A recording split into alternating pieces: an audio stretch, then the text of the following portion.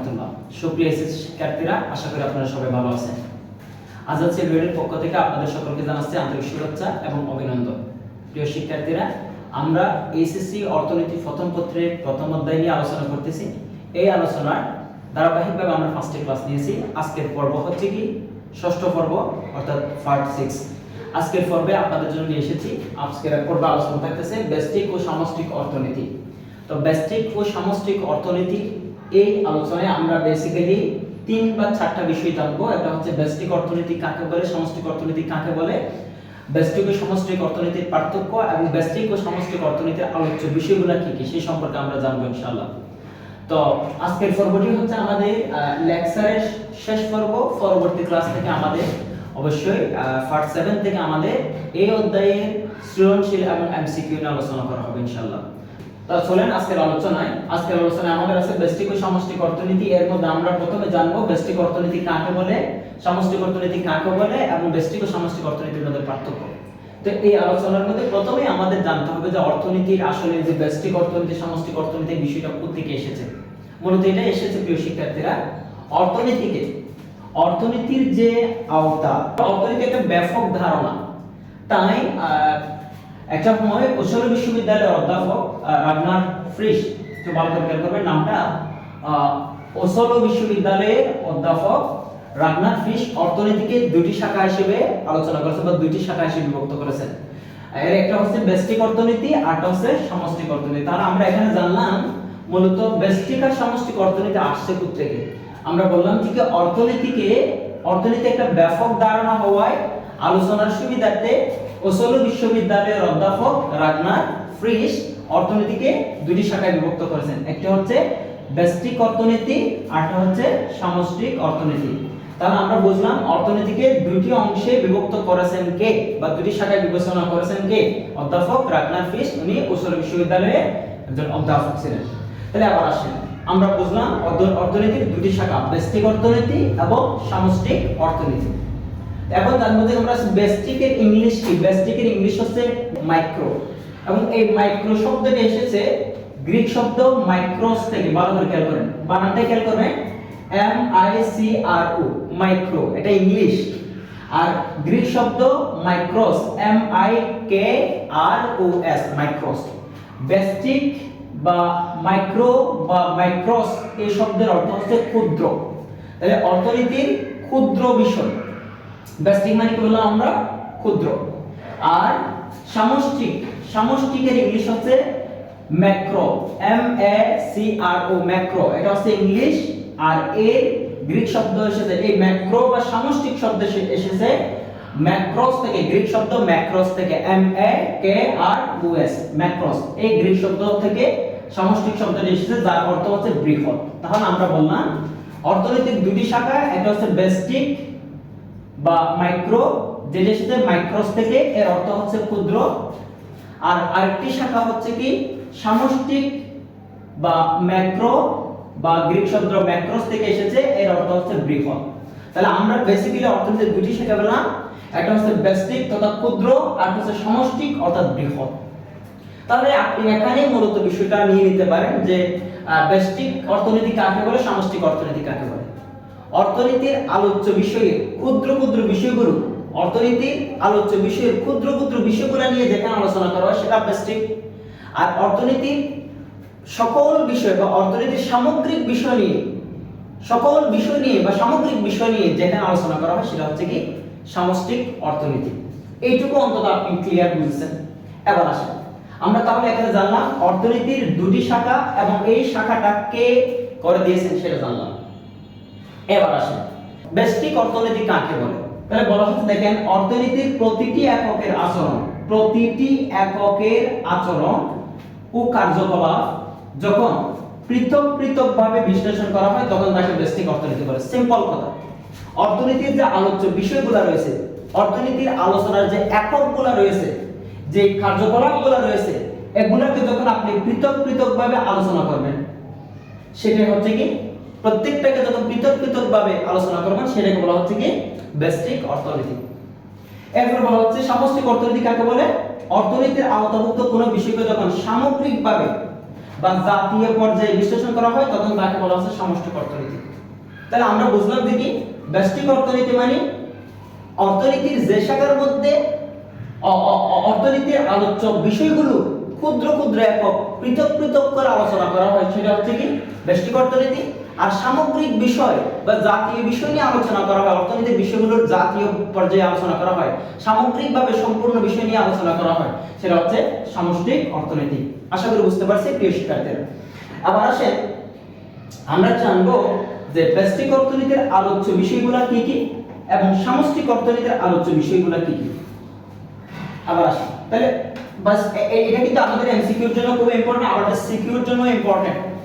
খেয়াল করবেন সিকিউ তো এখান থেকে আসে, আপনার একটা প্রশ্নের মধ্যে এগুলা থেকে কয়েকটা দিয়ে বলে দিতে পারে এটা কোন ধরনের অর্থনীতির কথা বলা হচ্ছে।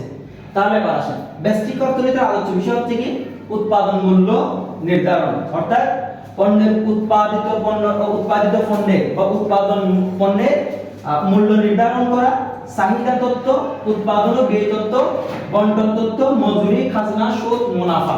এগুলো জাস্ট আপনি দেখে রাখেন, ইনশাআল্লাহ পেরে যাবেন যে উৎপাদন মূল্য নির্ধারণ, চাহিদা তত্ত্ব, উৎপাদন ও ব্যয় তত্ত্ব, বন্টন তত্ত্ব, মজুরি, খাজনা, সুদ, মুনাফা, এগুলো হচ্ছে ব্যষ্টিক অর্থনীতির আলোচ্য বিষয়। আর সামষ্টিক অর্থনীতির আলোচ্য বিষয় হচ্ছে কি দাম তত্ত্ব ও মুদ্রাস্ফীতি, দাম তত্ত্ব ও মুদ্রাস্ফীতি। তারপরে আয় ও নিয়োগ তত্ত্ব, অর্থনৈতিক প্রবৃদ্ধি তত্ত্ব, মুক্ত বাজার অর্থনীতি, অর্থের যোগান, অর্থের চাহিদা, ভোগ তত্ত্ব, বিনিয়োগ তত্ত্ব, এগুলো হচ্ছে সামষ্টিক অর্থনীতির আলোচ্য বিষয়। এখানে আমি জাস্ট আপনাদের জন্য লিখে রেখেছি, আপনি একটু কষ্ট করে স্ক্রিনশট মেরে অথবা হচ্ছে কি পজ করে জিনিসগুলো একটু লিখে নেওয়ার চেষ্টা করবেন। জাস্ট আপনি আমি যে পড়াগুলো আপনাদেরকে আমি যে লেকচারগুলো আপনাদেরকে দিচ্ছি এগুলো সবগুলো আপনি ধারাবাহিকভাবে লিখেন এবং আমার সাথে সাথে একটু বলার চেষ্টা করেন, পড়ার চেষ্টা করেন, ইনশাআল্লাহ আপনি কমপ্লিটলি অর্থনৈতিক পুরো বিষয়টা এখানে পুরো অধ্যায়ের সম্পূর্ণ অধ্যায়ের বিষয়গুলো এখানে পেয়ে যাবেন। এখানে একটা জিনিস আমি বাদ দিই নাই, সৃজনশীল এমসিকিউর জন্য সবকিছু পেয়ে যাবেন, শুধু আপনি নোট ডাউন করেন এবং এগুলো পড়ার চেষ্টা করেন। তাহলে আমরা এখানে দুইটা জিনিস নিয়ে কথা বলেছি, একটা হচ্ছে অর্থনৈতিক শাখাগুলো আসছে প্রত্যেকে বা অর্থনীতিকে দুটি শাখায় বিবেচনা করেছেন কে। এরপর আমরা বললাম ব্যষ্টিক অর্থনীতি কাকে বলে, সামষ্টিক অর্থনীতি কাকে বলে এবং ব্যষ্টিক ও সামষ্টিক অর্থনীতির আলোচ্য বিষয়গুলো কি কি। এরপর আমরা আজকে জানবো ব্যষ্টিক ও সামষ্টিক অর্থনীতির মধ্যে পার্থক্যগুলো কি। অলরেডি আপনি বুঝে গেছেন ব্যষ্টিক অর্থনীতি মানে ক্ষুদ্র, সামষ্টিক অর্থনীতি মানে বৃহৎ। তাহলে যেখানে বৃহৎ সামষ্টিক মানে ক্ষুদ্র ক্ষুদ্র বিষয় নিয়ে আলোচনা করা হয় সেটা ব্যষ্টিক, যেখানে বৃহৎ বিষয় বা সবগুলো বিষয় নিয়ে আলোচনা করা হয় সেটা সামষ্টিক। এবার বিষয়গুলো আমরা একটু দেখি ব্যষ্টিক ও সামষ্টিক অর্থনীতির মধ্যে পার্থক্য। প্রথমত আমরা দিলাম পার্থক্যের বিষয় ব্যষ্টিক অর্থনীতি এবং সামষ্টিক অর্থনীতি। তো চলেন প্রথমত আমরা সংজ্ঞা দিলাম, সংজ্ঞা এখানে যা দিয়েছি তাই তুলে দিতে পারবেন। ওই যে এখানে সংজ্ঞা দিয়েছি আমরা ব্যষ্টিক অর্থনীতি কাকে বলে, সামষ্টিক অর্থনীতি কাকে বলে সেটাই তুলে দিবেন।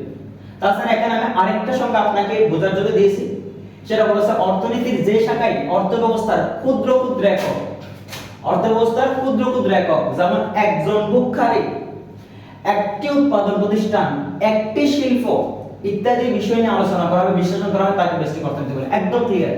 এই যে দেখেন এখানে কয়জন ভোক্তারী, একজন ভোক্তারী, কয়টি উৎপাদন প্রতিষ্ঠান, একটি উৎপাদন প্রতিষ্ঠান, কয়টি শিল্প প্রতিষ্ঠান, একটি শিল্প প্রতিষ্ঠান। তার মানে আপনার একজন ব্যক্তির আয়, একজন ব্যক্তির চাহিদা, একটি প্রতিষ্ঠানের উৎপাদন, একটি শিল্পের উৎপাদন, এগুলো নিয়ে যদি আলোচনা করা হয় সেটা হচ্ছে ব্যষ্টিক। এরপর বলা হচ্ছে কি সামষ্টিক কাকে বলে, অর্থনীতির যে শাখায় অর্থব্যবস্থার সামগ্রিক দিক তথা মোট ভোগবেগ, ওই যে একজন ভোক্তারীর ব্যয় না, একজন ভোক্তারীর ব্যয় না, মোট ভোগবেগ। তার মানে একটা দেশে যতগুলো ব্যক্তি আছে সকলের ভোগবেগই বলা হয় মোট ভোগবেগ। জাতীয় আয় একজনের আয় না, সকলের আয়, একটা প্রতিষ্ঠানের আয় না, সকল প্রতিষ্ঠানের আয়।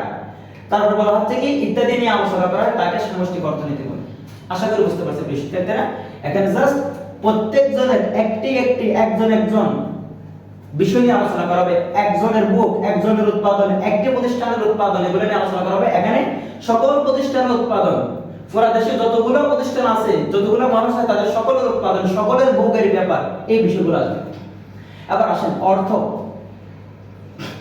ব্যষ্টিক শব্দটি মাইক্রো শব্দের অর্থ, মানে ব্যষ্টিক বা মাইক্রো, ব্যষ্টিক বা মাইক্রো শব্দের অর্থ হচ্ছে ক্ষুদ্র। আমরা ব্যষ্টিক শব্দ বা হচ্ছে মাইক্রো শব্দের অর্থ জানলাম কি ক্ষুদ্র, আর সামষ্টিক বা ম্যাক্রো শব্দের অর্থ হচ্ছে বৃহৎ। এটা আমরা একটু আগে দেখেছি। এরপর আসেন উদ্ভব হয়েছে কোথেকে?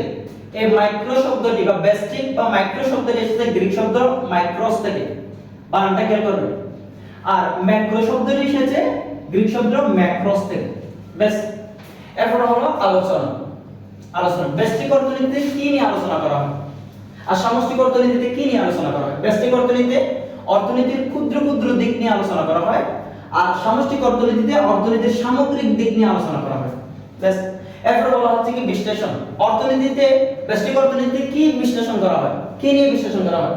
ব্যষ্টিক অর্থনীতিতে একক ব্যক্তি বা প্রতিষ্ঠানের, মানে একজন ব্যক্তি বা একটি প্রতিষ্ঠানের অর্থনৈতিক সমস্যা নিয়ে বিশ্লেষণ করা হয় বা আলোচনা করা হয়।